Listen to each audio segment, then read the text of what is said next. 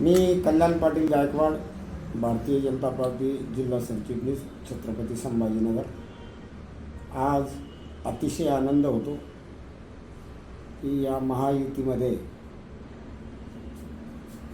हे जे सरकार होऊ घातलं आहे नवीन, आणि त्यातल्या त्यात भारतीय जनता पार्टीच्या सर्वच आमदारांनी एकमुखाने आमचे सर्वांचे लाडके नेते माननीय देवेंद्रजी फडणवीस साहेब यांचं नेता निवडी संदर्भामध्ये जे एकमताने ठराव घेऊन त्यांच्या नावावरती शिक्कामोर्तब केला, त्याबद्दल मी सर्व आमदारांचे या ठिकाणी सर्वप्रथम अभिनंदन करतो। तसेच आज संध्याकाळी महायुतीची जी बैठक होणार आहे, मीडियाच्या माध्यमातून समजते आणि त्या बैठकीमध्ये आपले काळजी व मुख्यमंत्री एकनाथरावजी शिंदे असतील, अजितदादा पवार असतील, विकासासाठी आज चांगला निर्णय घेतील अशी अपेक्षा मी या ठिकाणी बाळगतो। कारण गेली 8 दिवस या सरकारला या राज्यातील जनतेने जे बहुमत दिलं, कधी ना भूतो ना भविष्यते असं या महायुतीला बहुमत दिलं। मी सर्वप्रथम त्या सर्व मतदाराचे, जनतेचे, सर्व जाती धर्मातील लोकांचे या ठिकाणी मनापासून आभार व्यक्त करतो। मित्रहो, आभार एवढ्यासाठी व्यक्त करतो की आपण बघितलं 2014 ते 2019 देवेंद्रजीच्या नेतृत्वामध्ये राज्यात सरकार आलं होतं। त्यावेळेस शेतकऱ्यांच्या समस्या असतील, मग त्या मराठा समाजांच्या समस्या असतील, या इतर समाजांच्या समस्या असतील, ह्या अगदी चाणक्यपणे देवेंद्रजींनी आपल्या सर्व सवंगडी आमदारांना सोबत घेऊन महाराष्ट्रात एक वेगळा ठसा निर्माण केला होता। आणि 2019ला ज्या विधानसभेच्या निवडणुका झाल्या, त्यावेळेसही जनतेने तोच कणा हाताशी धरून युतीचं सरकार जवळपास 265 ते 70 आमदार या राज्यात निवडून दिले होते। आणि निवडून दिले असताना या ठिकाणी युतीतील असणारे उद्धवजी ठाकरे साहेब यांनी जनतेच्या मनाचा आदर न करता, मताचा आदर न करता, थोड्याशा स्वार्थासाठी त्यांनी युती तोडली आणि स्वतः मुख्यमंत्री झाले। आणि पुन्हा ते या युतीतील, मग ते एकनाथराव शिंदे असतील किंवा शिवसेनेचा जो गट बाहेर पडला 40-42 आमदारांचा, त्यांना ते संजय राऊतच्या माध्यमातून असेल, स्वतः असेल, त्यांच्या मुलाच्या माध्यमातून असेल, सातत्याने गेली 2.5-3 वर्ष टीका करताय। यांनी आमच्याशी गद्दारी केली, पाठीत खंजीर खुपसला।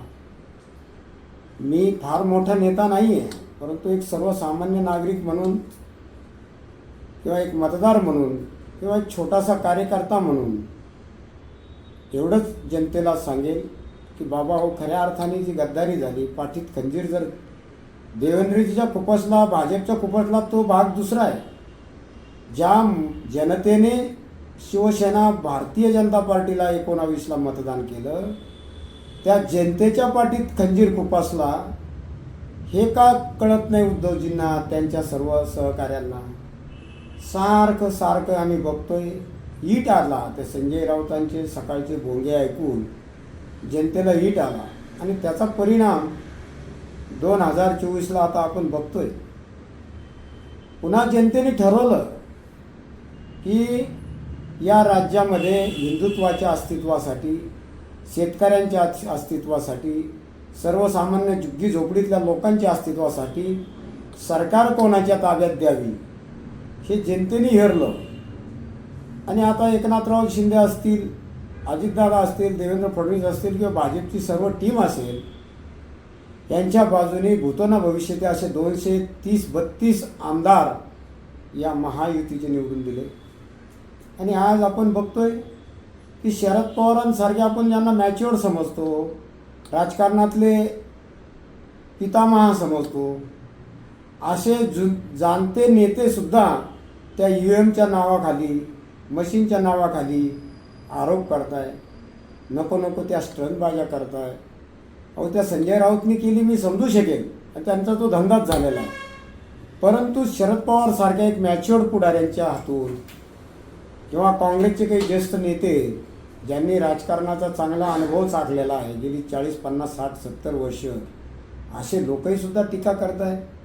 म्हणजे लोकशाहीला काळिंबा फासवण्याचं काम यांनी लावलं आणि नाव ते निवडून येणाऱ्या लोकांना ठेवतात.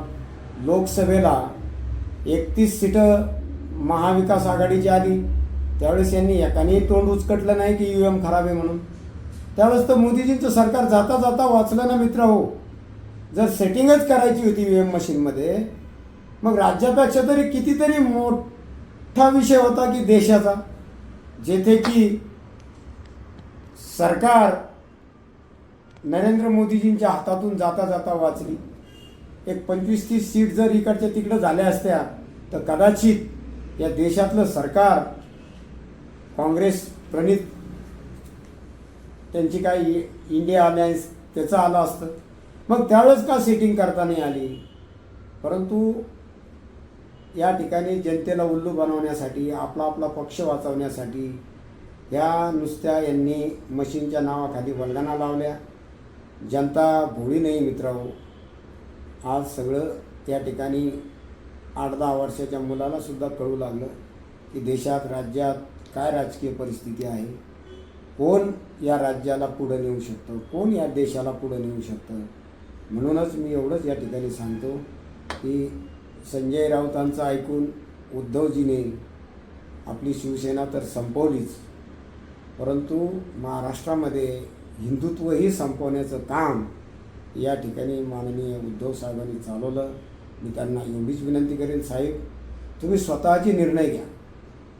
जसे बाळासाहेब आपली गर्जना करून या महाराष्ट्रातील हिंदूंना सपोर्ट करायचे, सहकार्य करायचे, सर्वसामान्य कार्यकर्ता मातोश्रीवर गेला तर त्यांना भेटायचे, त्याच्याशी बोलायचे. कदाचित बाळासाहेबांचा मी अनुभव असा ऐकलेला आहे की ते श्रीमंताला तरी कमी भेटायचे, पण मातोश्रीवर जाणाऱ्यांना, गोरगरीब जनतेला, 18 पगड जातीतल्या माणसांना ते आवर्जून भेटायचे. ते कोणाचा दोष करत नव्हते. जो त्यांच्या विचारात आला, जो देशाच्या हितासाठी आला, अशा सर्व लोकांना ते मदत करायचे. तो कणा जर तुम्ही धरला असता तर आज तुमचे आत्तापर्यंत 65, 67, 57, 58 आमदार जे निवडून येत होते ते आज 20वर येण्याची पाळी तुमच्यावर आली नसती. हे का समजून घेत नाही? आमच्यासारख्याने तुम्हाला उपदेश करणे एवढे मोठे आम्ही नाही आहे, परंतु जनतेमध्ये जी चर्चा ऐकतोय, जनतेमध्ये जे काही चाललं आहे खालच्या ग्राउंड लेवलला, ते तुमच्या कानापर्यंत कधी येईल? म्हणूनच मी आज या ठिकाणी खरोखरच या महाराष्ट्रातील जनतेचे आणि सर्वच महायुतीच्या नेत्यांचे विशेष आभार व्यक्त करतो आणि शिंदेसाहेबांना विनंती करतो. मी आत्ता त्यांची एक बाईट ऐकली की मला युतीत यायचं, सरकारमध्ये यायचं किंवा नाही. शिंदेसाहेबांना एक पर्सनल विनंती करतो की साहेब तुम्ही महायुतीत या, कुठलंही मंत्रिपद तुम्हाला जे काही मिळेल ते घ्या.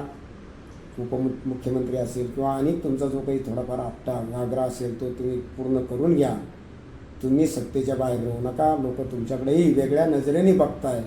तुम्ही चांगलं काम 2.5 वर्षात केलं आहे, तर कामाचा पुन्हा फायदा जनतेला तुमच्या आणि देवेंद्रजीच्या आणि आदित्यदादांच्या माध्यमातून तुम्ही 3 जणं एक दिलजमाई करून लोकांचं न ऐकता एकत्रित येऊन हे सरकार तुम्ही चांगलं चाला, ह्याच आशेने तुम्हाला भरभरून मतं या ठिकाणी या महाराष्ट्रातल्या जनतेने दिली. एवढीच विनंती तुम्हाला करतो आणि थांबतो.